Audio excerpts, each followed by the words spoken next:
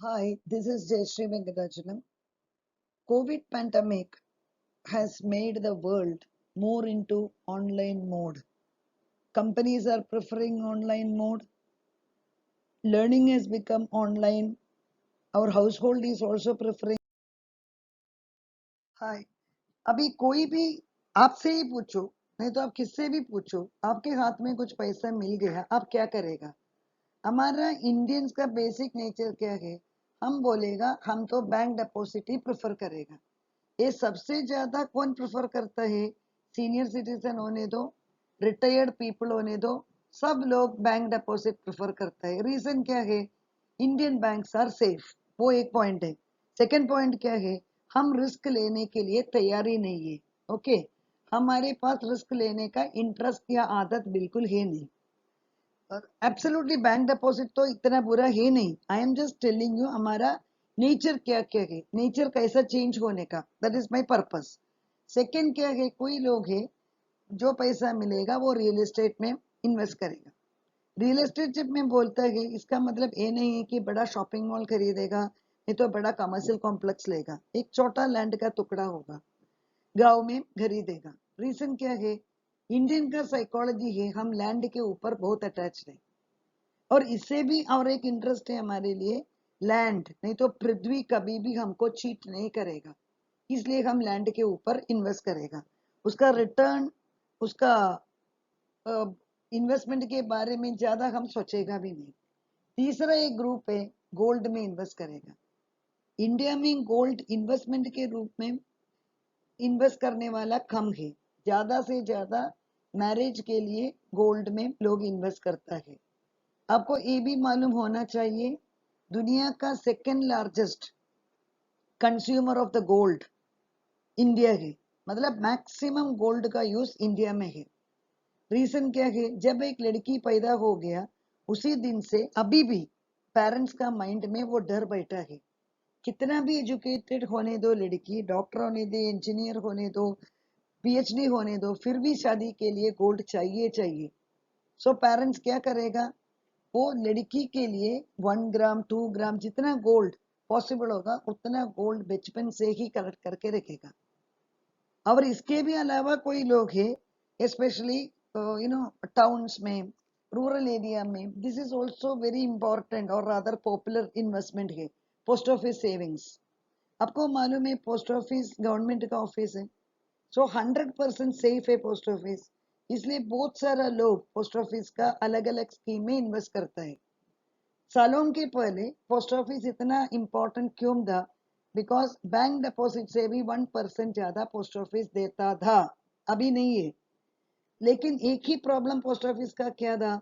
उधर का जो काम करता है वो लोगों का एटीट्यूड और ब्यूरोक्रेटिक डिले, वो सब पोस्ट ऑफिस का प्रॉब्लम है। लेकिन लोग सब सहन करने के लिए तैयार था बिकॉज रिटर्न अच्छा मिलता था। लेकिन अभी का जो सिनारियो है वो कैसा चेंज होता है वो हमको आगे का आगे का इसमें हम देखेगा। अभी आप देखिए व्हाट कितना कितना चेंजेस हमारा कंट्री में होता है, हमको कितना तक मालूम है। जब मैं यही लेक्चरर था 20 साल पहले, मैंने बच्चे लोगों को पढ़ाया, सबको मालूम है 1969 में इंडिया का 14 बैंक्स गॉट नेशनलाइज्ड। 1980 में 6 मोर बैंक्स गॉट नेशनलाइज्ड, मतलब 20 बैंक सीधा गवर्नमेंट का बैंक हो गया। ये कब का स्टोरी है? 1969 टू 1980 का स्टोरी। अभी मैं आपको लेटेस्ट ट्रेंड बोलता है। मैं 1 महीने पहले आंध्रा बैंक में गए थे, बिकॉज मेरे को आंध्रा बैंक में अकाउंट है, चेंबूर ब्रांच में गए थे। मेरा ग्रेट सरप्राइज मेरे को मालूम पड़ा आंध्रा बैंक का नाम ही उधर चेंज हुआ है। मैंने देखा उधर लिखा है यूनियन बैंक, और वो लोग बोला कि अभी मैडम आपको नया पासबुक यूज करना पड़ेगा, नया चेकबुक यूज करना पड़ेगा, आपका चेकबुक आपको सरेंडर करना पड़ेगा। मैं तो 2 मिनट के लिए, मैं पेपर में पढ़ा था, बीइंग एन इकोनॉमिक्स लेक्चरर मेरे लिए वो नया रूल नहीं था, लेकिन भी मेरे लिए 2 मिनट के लिए बहुत सारा डाउट मेरे मन में आ गया। मेरे लिए सेम अकाउंट नंबर होगा और सेम जो बैंकिंग बेनिफिट्स में एंजॉय करता है वो कैन यूनियन बैंक में एंजॉय करेगा। ऐसा बहुत सारा डाउट से मैं आ गया। इससे भी बड़ा एक डाउट आ गया, मेरा मेडिक्लेम अमाउंट है, मेरा मेडिक्लेम अकाउंट है आंध्रा बैंक में, अभी Andhra bank in union bank एक हो गया। मेरा डाउट है अभी मेरा मेडिक्लेम कौन सा बैंक से जाएगा और ये जाने पर मेरा मेडिक्लेम को कंटिन्यूटी मिलेगा या नहीं, दिस इज वन डाउट। लेकिन ये स्टोरी किधर से चालू हो गया आपको मालूम है? 2017 में स्टेट बैंक ऑफ इंडिया आपको मालूम है वर्ल्ड का वर्ल्ड का सेकंड बिगेस्ट बैंक है। पहले कैसा था? स्टेट बैंक और उसका एसोसिएट्स था और स्टेट बैंक उसका सब्सिडरीज था। 2017 से इंडिया में अभी एक ही स्टेट बैंक है, उसका पूरा सब्सिडरी स्टेट बैंक के साथ मर्ज हो गया। ओके, बाद में आपने पेपर में पढ़ा होगा बैंक ऑफ बड़ौदा ने विजया बैंक एंड देना बैंक को अपने साथ ले लिया।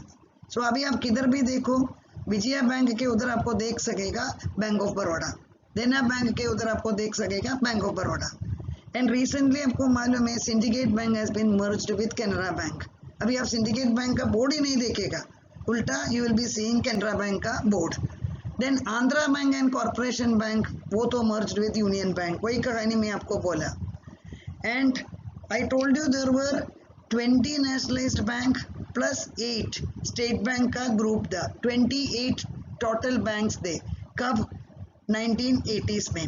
अभी आपको मालूम है इंडिया में 12 नेशनलाइज्ड बैंक है, मतलब ये 28 हैज बिकम 12। आप पूछेगा मैडम भाई हमको क्या करने का?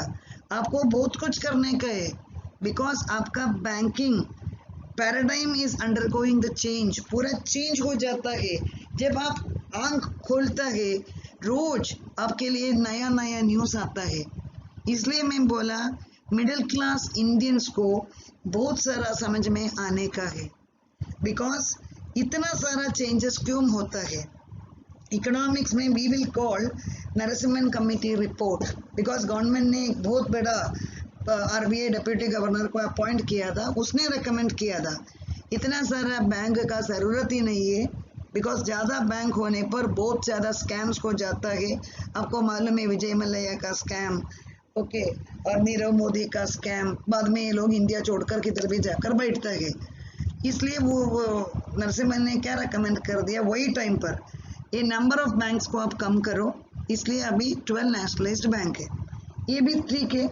सो I am slowly accepting the fact that मेरा बैंक का नेम अभी चेंज हो जाएगा और उधर जाकर मेरे को पूछना पड़ेगा मैडम मेरा चेकबुक सेम है, मेरा अकाउंट नंबर सेम है, और इधर प्रॉब्लम जिधर हो जाता है मेरे लिए मेरा मीन्स इंश्योरेंस पॉलिसी, मेरा मेडिक्लेम सब मेरा ओल्ड बैंक का अकाउंट नंबर से जाएगा या नया बैंक अकाउंट नंबर से जाएगा, या मेरे को कुछ लिखना पड़ेगा, मेरे को तो लिखने के लिए आता भी नहीं है, आई एम रियली कंफ्यूज्ड।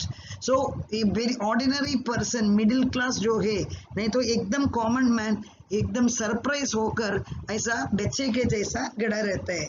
अभी मैं आपको और एक इंटरेस्टिंग दिखाता है। हाय, मैं थोड़ा पहले आपको बोला कि हमारा इंडियंस का सबसे safest way of investment is bank deposit. ये तो सालों के लिए होता है, अभी भी होता है। I told you there are, you can say that more than half of the Indians they are not even aware India में इतना बड़ा चेंजेस हुआ है करके। अभी आप खुद देखो, मैं आपको दिखाने वाला है, इधर ये डायग्राम में आप देखिए 1991 में, मतलब 30 years before highest rate of interest था इंडिया में 15%। मतलब क्यों इंडियंस बैंक डिपॉजिट प्रेफर करता था? आप बैंक में डालो, आपको अच्छा 10 to 15% तक इंटरेस्ट रेट मिलता है, मेरे को कुछ चिंता भी नहीं, मैं क्यों बाकी इन्वेस्टमेंट के बारे में सोचने का। It is very very good. That time also India was the country which was paying highest rate of interest. मतलब दुनिया में किधर भी इतना इंटरेस्ट रेट हाई किधर भी नहीं था, लेकिन इंडियंस का आदत समझ करके हमारा रेट ऑफ इंटरेस्ट भी बहुत हाई था और हमको बैंक में डालने का पसंद भी हो गया। अभी आप देखो ये इंटरेस्ट रेट कम होकर, इधर आप देखिए, आई एम टॉकिंग अबाउट 2021, इधर देखो ये पीरियड देखो, ये पीरियड पर you can see that now the interest rate has become 5%, max to maximum 5.5 तक जाएगा। ओके, वो भी लॉन्ग रन के लिए उतना भी नहीं है, then you will ask me madam ऐसा कैसा है, इंडसइंड बैंक तो 6.6% देता है, कोई कोई प्राइवेट बैंक देता है 6.5 तक, ओके, और कुछ कोऑपरेटिव बैंक्स भी देता है 6%, 6.5% मैक्सिमम, लेकिन पब्लिक सेक्टर बैंक ज़्यादा से ज़्यादा 5% और 5.5% तक देता है, और कभी कभी सीनियर सिटीजन को 0.5% मोर भी देता है, स्टाफ या सीनियर सिटीजन को। बट द इश्यू इज, आप ही देखो प्राइवेट सेक्टर बैंक के ऊपर आपको क्या भरोसा रख सकते हैं? आपको मालूम है यस बैंक का स्टोरी, ओके, इतना अच्छा बैंक था यस बैंक, बाद में yes bank has become almost bankrupt. आपने ये भी पेपर में पढ़ा, नहीं तो सुना होगा, लक्ष्मी विलास बैंक, मेरे लिए खुद डिपॉजिट था उधर, इतना अच्छा बिहेवियर, इतना अच्छा इंटरेस्ट रेट। अभी Lakshmi Vilas bank is no longer, वो बैंक को दूसरा बैंक ने ले लिया, बिकॉज वो बैंक का डेट्स इतना ज़्यादा बढ़ गया है। कोऑपरेटिव बैंक का स्टोरी बोलना या नहीं बोलना वो सबसे बड़ा अच्छा है। आपको मालूम है ताना का वो कोऑपरेटिव बैंक का स्टोरी मुंबई में कितना ज़्यादा लोगों का पूरा पैसा ही लॉस हो गया। 2 साल तक रिजर्व बैंक या गवर्नमेंट कोई भी सुनने के लिए कुछ भी तैयारी नहीं किया। अभी भी वो बैंक का डिपॉजिटर का प्रॉब्लम सॉल्व नहीं हुआ है, रिमेंबर। इसलिए इंडियंस का सबसे ज़्यादा भरोसा कभी भी गवर्नमेंट बैंक के ऊपर है। मेरा क्वेश्चन इधर है, सपोज आपका घर में आप होने दो, नहीं तो आपका घर में कोई सीनियर सिटीजन हुआ होगा, वो रिटायर होकर उसको रेट ऑफ इंटरेस्ट मिलता था 12%, एक एवरेज पकड़ता है।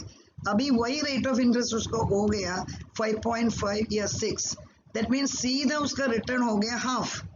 लेकिन सब जो जो वीडियो सुनता है सबके लिए समझ में आना चाहिए, और आपका घर में जो जो सीनियर सिटीजन है, जो जो बैंक डिपॉजिट के ऊपर डिपेंड करता है, सीनियर सिटीजन होने दो, ऑर्डिनरी हाउसवाइफ होने दो, आप प्लीज आप उसको समझ जाइए, अभी बैंक का इंटरेस्ट रेट एकदम कम हुआ है। और आप ये भी देखिए 2031-40 में ये रेट देखो, आप बैंक का इंटरेस्ट रेट 0% तक जाएगा। यू विल आस्क मैडम आप क्या बोलते हैं? Yes, rate India is now following falling rate of interest. India का deposit rate, rate of interest fall होता है। डिपॉजिट रेट कम होने पर आपको मालूम है डिपॉजिटर को लॉस होता है, लेकिन बोरोवर जो लोन लेता है उसको बेनिफिट भी होता है। इसलिए अभी हाउसिंग लोन का इंटरेस्ट है 6 to 7%। जब मैं हाउसिंग लोन लिया था वो टाइम इंटरेस्ट रेट था 12-13%। सो लोन जो लेता है उसको फायदा होता है, लेकिन इंडिया का half of the middle class, I told you, पूरा जो बैंक के ऊपर डिपेंड करता है उसका इनकम ही आधा हो गया। एंड इधर यू विल आस्क मैडम ऐसा कैसा 0% इंटरेस्ट रेट होगा? There are so many countries in the world where there is 0% interest rate. Japan तो सबसे बड़ा एग्जाम्पल है, उधर इंटरेस्ट रेट है नहीं। और आई टोल्ड यू अमेरिका में हाउसिंग लोन का रेट ही 2% है, और हाउसिंग लोन का रेट 2% होने पर यू कैन इमेजिन डिपॉजिट का रेट कितना होगा। उधर कोई बैंक में जाता ही नहीं है, लेकिन इधर मीन्स डिपॉजिट के लिए। मेरा ये स्लाइड दिखाने का पर्पस क्या है, आपको ये समझ में आना चाहिए, आपको नींद से उठना चाहिए अभी, बिकॉज ये साइड में डिपॉजिट रेट को इंटरेस्ट रेट ऐसा नीचे आता है, दूसरा साइड में इकोनॉमिक्स में हम एक बड़ा वर्ड यूज करता है इन्फ्लेशन, महंगाई। वो विलन रोज आपका घर में आकर आपको अटैक करता है, दैट विलन को हम बुलाता है इन्फ्लेशन। ओके, मैं आपको एक सिंपल एग्जांपल देता है। इन्फ्लेशन सुनकर आप कुछ डरो मत, इन्फ्लेशन इज नथिंग बट महंगाई, रोज जो प्राइस बढ़ता है। अभी आप देखो डिपॉजिट रेट 5.5% है। इकोनॉमिक्स पीपल हमने क्या बोलता है, ये rate of interest, real rate of interest देखने पर आपको जो रियल रेट ऑफ रिटर्न मिलता है वो तो जीरो है, कभी भी नेगेटिव भी हो जाता है। जब मेरा लैंग्वेज थोड़ा कॉम्प्लिकेटेड हो जाता है आप कमेंट बॉक्स में डालिए, मैं और सिंप्लीफाई करेगा, बिकॉज थोड़ा लेक्चरर होने की वजह से थोड़ा आदत हो गया वो इकोनॉमिक टर्म यूज़ करना। वो जितना कम यूज़ करेगा आपका समझ में आने के लिए और सिंप्लीफाई करेगा, आपको चाहिए। पर मैं आपको एक एग्जांपल बोलता है, इंडिया का अभी का इन्फ्लेशन है 5.5 to 6%। आपको ये इन्फ्लेशन कैसा कैलकुलेट करता है, क्या करने का आपको कुछ लेना भी नहीं देना भी नहीं, आपको सिंपल ये समझ में आने का, मैडम सब प्रोडक्ट का प्राइस बढ़ता है, हम क्या करेगा। सो इन्फ्लेशन जो बोलते हैं महंगाई, महंगाई 6% है, बैंक इंटरेस्ट देता है 5.5%। सो इकोनॉमिक्स में आप देखो 5.5 माइनस 6, आपको जो रियल रिटर्न मिलता है वो माइनस है, ये देखो आप। मतलब बैंक इंटरेस्ट से आपको टैक्स भी भरने का है, बैंक इंटरेस्ट तो टैक्स फ्री नहीं है, बैंक इंटरेस्ट से टैक्स भी भरने का है। सपोज आपको टैक्स है नहीं समझो, ठीक है, फिर भी आपका जो महंगाई है वो बैंक इंटरेस्ट से भी ज्यादा है। सो आपको जो रियल बेनिफिट मिलता है वो नेगेटिव है। सो ये जब तक समझ में नहीं आएगा हम वही चिंता करेगा, बैंक में जाएगा उधर जाकर पैसा डिपॉजिट करेगा। सो आई एम नॉट सेइंग आप बैंक में जाओ ही मत, लेकिन आपको alternative investment opportunities find out करना अभी हाई टाइम हो गया। बिकॉज पहले के जैसा 15% इंटरेस्ट मिलेगा, पहले के जैसा 12% इंटरेस्ट मिलेगा, वो जमाना जल्दी आने का चांसेस कम है। What is the reason? Because India को लोन का जो रेट है वो नीचे लाने का है, सो दैट हमारा इकोनॉमिक डेवलपमेंट होने के लिए वो हाउसिंग लोन का वगैरह रेट कम होने पर ज़्यादा लोग लोन लेगा। बैंक कैसा रेट कम देगा, लोन का रेट कम देगा, डिपॉजिट रेट कम करना ही पड़ेगा। इसलिए आपको अभी मैं सोचा कि मेरा ये वीडियो से आपको ये समझाने का है कि जब आप घर में बैठते हैं, नहीं तो जब आप काम करता है, आपके पीछे क्या क्या चेंजेस होता है।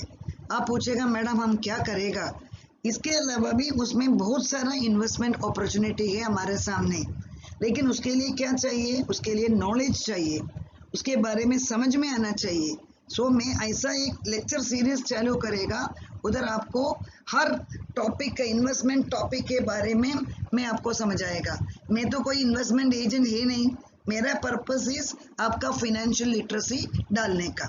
सो वो मैं मेरा वीडियो से कंटिन्यू करेगा। अभी आप देखिए पेपर में आप पढ़ता है, आप पेपर में देखता है स्टॉक मार्केट के बारे में। व्हेन कोविड-19 ओके पैंडेमिक 19 कोविड-19 अप्रैल में उसका मैक्सिमम पीक में पहुंच गया था। वो नॉट पीक, वो पीरियड पर, लॉकडाउन का पीरियड पर आपको मालूम है बॉम्बे का स्टॉक एक्सचेंज रोज 1000 पॉइंट नीचे गिरा। ऐसा 14 टाइम्स सिर्फ अप्रैल में हुआ। And prime minister Narendra Modi वही पीरियड पर आई टोल्ड यू लॉकडाउन भी अनाउंस कर दिया था। सो 14 times in April 1000 points stock market crash हो गया। ओके सो लोग तो ऑलरेडी पैंडेमिक की वजह से डर गए, इसके अलावा स्टॉक मार्केट भी नीचे गिरता है। सो जो घर में बैठने वाला लॉकडाउन की वजह से जो ऑनलाइन फैसिलिटीज मिलता है वो भी स्टॉक मार्केट देखना ही बंद कर दिया।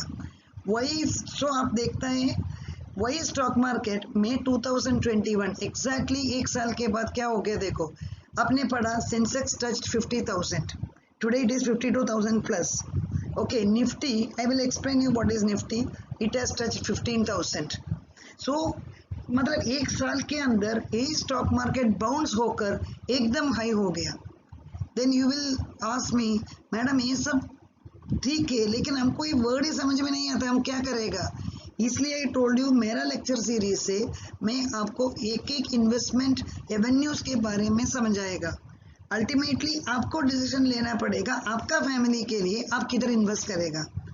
बिकॉज नॉलेज नहीं होने की वजह से किधर भी रॉन्गली इन्वेस्ट करने पर नेचुरली आपका लॉस हो जाएगा। But at the same time हमारा चेंजिंग एवेन्यूज इन्वेस्टमेंट एवेन्यूज के बारे में अभी समझ में आने का हाई टाइम हो गया। सो मेरा ये लेक्चर सीरीज किसके बारे में डील करता है? मेरा ये लेक्चर सीरीज में मैं डील करेगा स्टॉक मार्केट में आप कैसा इन्वेस्ट करेगा। ऐसा मैं सोचता है कि आपको बिल्कुल नॉलेज नहीं है, सो वो पर्सन को कैसा स्टॉक मार्केट में इन्वेस्ट करेगा, वो भी कितना परसेंट इन्वेस्ट करेगा, वो भी कैसा सेफली इन्वेस्ट करेगा। फिर मैं आपको म्यूचुअल फंड के बारे में भी बात करेगा। म्यूचुअल फंड में आप कैसा पैसा इन्वेस्ट करेगा, सिस्टमैटिक इन्वेस्टमेंट में वो अच्छा है, बैंक से भी अच्छा रेट ऑफ रिटर्न देता है, में क्या करने का वो सब हम एक्सप्लेन करेगा। अभी एक नया एक नया वेन्यू भी आया है that is known as small case. So ये स्मॉल केस क्या है, उधर कैसा इन्वेस्ट करेगा। इसके बाद में मैं बात करेगा इवन इंश्योरेंस के बारे में, इंश्योरेंस के बारे में। बिकॉज ये सब कवर करना एक दिन में नहीं तो एक सीरीज में पॉसिबल ही नहीं है। सिस्टमेटिकली स्टेप बाय स्टेप हम कवर करेगा। उधर आपका जो जो डाउट्स आता है वो आप कमेंट बॉक्स में डालकर जाएगा, सो उसके अनुसार मैं आपको वीडियो बनाकर रहेगा। Okay, thanks everybody. जय Shri madam, wishing you a nice day. Goodbye for today.